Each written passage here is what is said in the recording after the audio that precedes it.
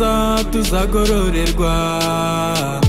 Umwami Yesu agarutse, mw'isi tuzahanagurwa amarira yose twarize.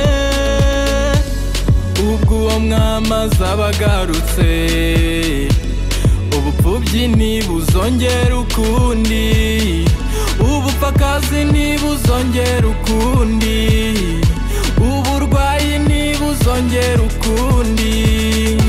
Uwo mwami ntabwo arenganya, uwo mwami ni umunyembabazi, ntabwo nzareka kumusingiza, ntabwo nzareka kumukorera. Dore yitanze ku musaraba, yaremeye amena amaraso ye kugira ngo tubeho.